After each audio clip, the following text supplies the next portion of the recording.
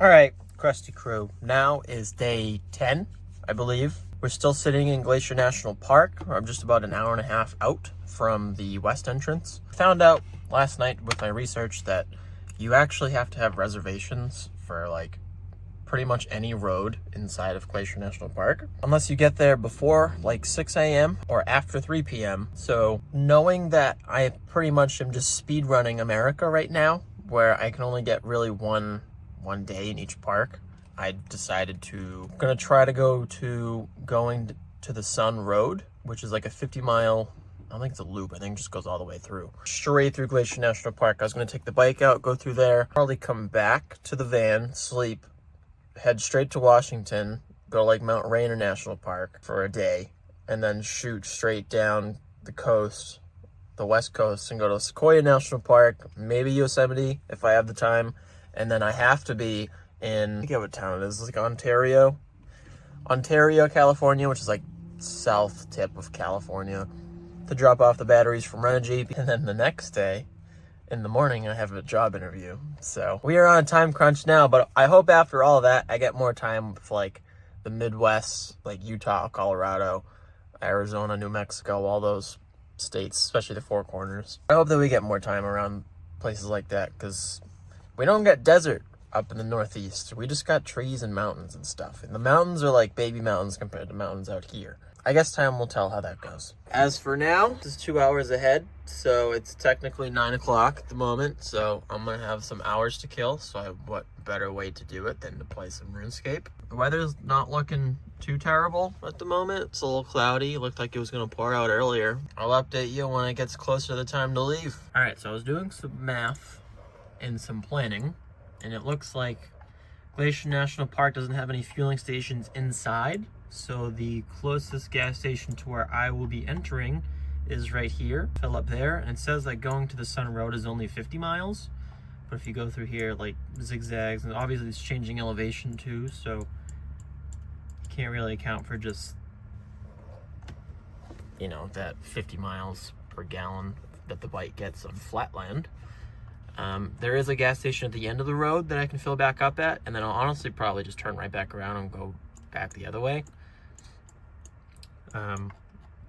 Because I'm way down here in Polson, but I'm gonna have to ride all the way up here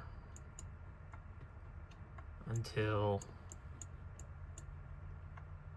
probably right here, I think. Is that where I was? Yeah. I guess technically going to the Sun Road goes all the way through here, and then I could circle back around and go through here, but by the time I'm done with going to the Sun Road, I'm probably gonna have like an hour-ish drive back this way, so I'd probably rather not do that unless I can find a spot to put the van somewhere up here, but the odds of that happening are probably, maybe, let's see. I mean, probably not, but it's always a chance. My back's gonna be screaming at me once I'm riding for over like 3 hours. But that's my plan. I found out doing the math, the bike has a 3.5 gallon gas tank, and normally I will get 140, 150 miles until the gas light comes on. And I guess the gas light comes on when you have about 0.7 gallons left, so that leaves me like 33 miles ish leaves me about 33 miles until completely empty, so I can technically get about 183 miles to a gas tank. Obviously I'd rather not cut it that close ever, so I just wanted to make sure that there was gas stations around and try to plan around that. But that's kind of how I do that, and if anyone was actually interested. But yeah, until we leave, I mean, it said it was going to, but I'm really just hoping that the weather clears up a little bit when I actually go. Because if it's just going to be hazy and boringness like that, it's going to suck. So, I was trying to figure out why my phone would not charge from my power inverter or my 12-volt cigarette lighter plug.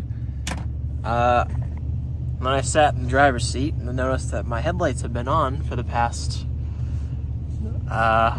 let's see, probably like 14 hours. That was an embarrassing moment. I haven't actually killed a vehicle's battery probably since I went skiing with my friends like 3 years ago.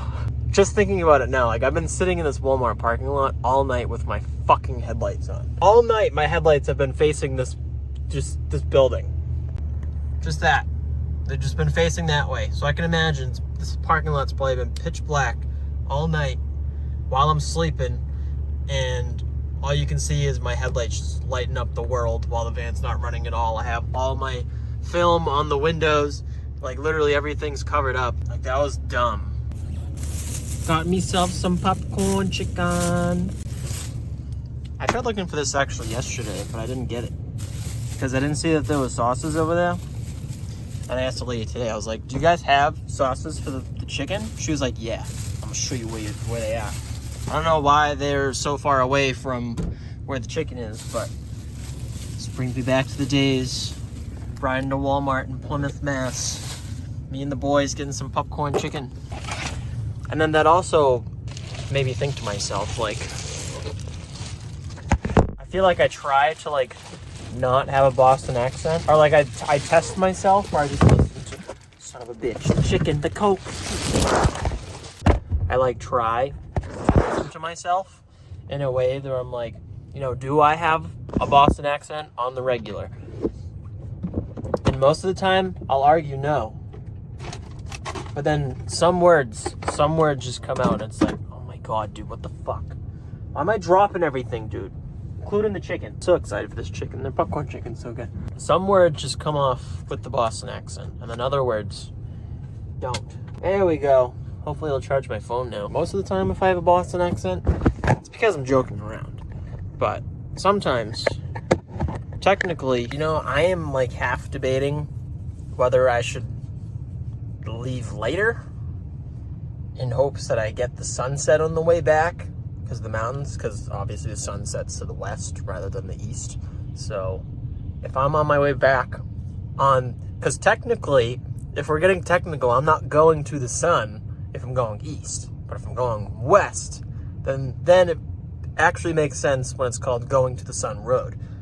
But I'm wondering if I should leave later than 3 o'clock in hopes that I get the sunset on the way back for some cool photos, and less people probably too, or maybe more, because maybe some have the same idea as me. I don't know. All right, well, it's officially like 3:30, so I'm going to start loading up the bike to leave, or unloading the bike, I should say, so that I can leave, and hopefully it works out time-wise. If anything, I'll have time to sit around and do nothing and just look at mountains, or glaciers, whatever you want to call them. Well, in the name of content, I will show you how I unstrap everything. Can I do this? Strap 1, undone. Step 2, move bike to center.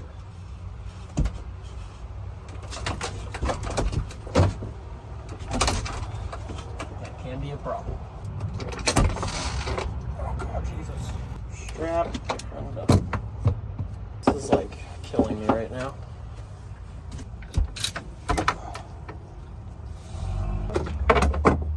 Undone. Strap. Take this off. Take this out. Dumb straps somewhere else. The unloading process begins.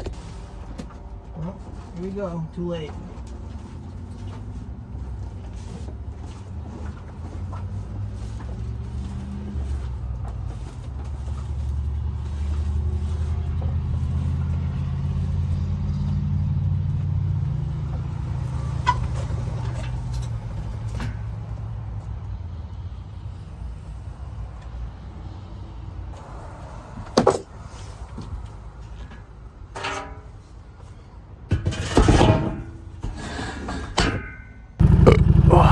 All right, let's do this.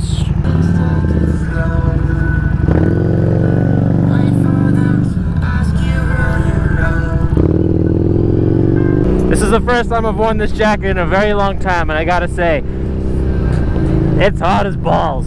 I thought about taking out the waterproof lining so I get some wind in here, and oh god, it is freaking... Eesh. That's all I have to say about that one. This thing's got some backfire into it. Alright, here we go. Glacier National Park. Okay. So yeah, I found out that there's gonna be supposed to be like reservations for like going on all these roads from before 6 or after 6 a.m. to 3 o'clock p.m. So I just said, you know, I'll just go till, you know, I'll just leave at like 3 p.m. then. It's now 4, so I think in the end it'll work out, because it's gonna take me an hour and a half to get to the beginning of the road through the mountains. Going to the Sun Road is about 50-something miles, I think it said. So then we'll go through that. I'm expecting that to take about like an hour and a half, if not an hour, maybe even 2 hours, I don't know, which will put us at about 6 o'clock. And then I figure at some point in between all of this, I'll be stopping and stuff. At the very end of the road, there's a gas station, like I said before, so there is a potential spot for me to stop at, chill out for a little bit. What's going to happen is I will come back on the way back, and I'll actually be going towards the sun. And the sun sets at about 8:30 today, so I'm hoping that since I'll be driving west through the mountains, I can get a nice sunset view of the mountains, or the sun setting, you know, on the mountain. It sounds like hazy and like foggy. I wonder if this is from all the wildfires in Canada. How you doing, sir? See, every time I see a person like that has those crash bar things, I just think it's a cop or something. Because back home, the only person back home that has those would be like a sheriff, for the most part anyway. You know, another thing I was looking at too, when I put all the footage from Grand Teton National Park, riding through that onto my computer, I was actually quite impressed with the microphone, because like in my helmet, the wind noise is so loud, but the microphone doesn't pick it up that much. It's like, it's a little bit, but I mean, it's not like enough to like want to put that super fuzzy like windscreen on, you know what I mean? Because I have done that in the past, but it just like molests me and like just sticks itself in my mouth and stuff, and I don't like that. Not a fan. You know, honestly, I probably should have checked my tire pressure. I haven't even checked it since I've been up in the mountains. Surely it's dropped since I've gone from, you know, sea level to, I think now I'm probably at like 5,000 feet. I mean, it's still maneuverable, but I mean, probably be a lot better if I checked it, just for peace of mind anyway. I love how it goes absolutely nowhere. It sounds good though. God damn it, this thing doesn't like stay. Stay put, dude. Ah! It's like when someone moves it in your car and you just can't get it back to the same spot. You're like, and then it's like, fire department. Little do they know, I went to a maritime school where we get firefighting training. A little bit anyway. Not really. It's really just like using a fire extinguisher like one time. And also the fire hose. The fire hose is pretty fun. I remember going through orientation, the fire hose, they had like 6 of us holding the hose behind it. I'm like, yeah, I feel like I didn't actually realize how much pressure is behind those things, because like 5 people, like that's a lot of weight. And like, still sometimes you're like struggling to hold the damn thing. You're like, wow. I mean, not that I should be surprised, because I see people like videos on Instagram and all the time of like guys just chilling on top of the hoses by themselves, and they just start launching everywhere like a little spaghetti noodle flying through the air. Dude, I want to see the lake. What's up with the trees, bro? Yeah, if this bike had like handlebars like right here, it'd be like mint. But instead, they want you to like hunch over a little bit. Yeah, let's reenact that. So if it was like right here, yeah, it'd be like mint. But it's not! Okay, so deal with it! Deal with it! Ooh. Get some nasty screaming metal vocals. Sounds like a Transformer. It sounds like Megatron. Megatron! Not Megatron. What's that other stupid idiot's name? The F-22 Raptor in that movie. Starscream? Starscream. I think that's his name. Megatron! Megatron, my lord! The boy has the Allspike! Wonder what that makes me think of, actually? How do people... I think there's one dude, like Mikey Bolts, and he can do like a million different like voice reenactments, like spot on, too. It makes me think, like, how do you go from like reenacting Optimus Prime's legendary, like, You know, just that voice, just like, oh man, that's a nice voice right there. Like you just listen to that man, you go, damn, he has a nice mustache.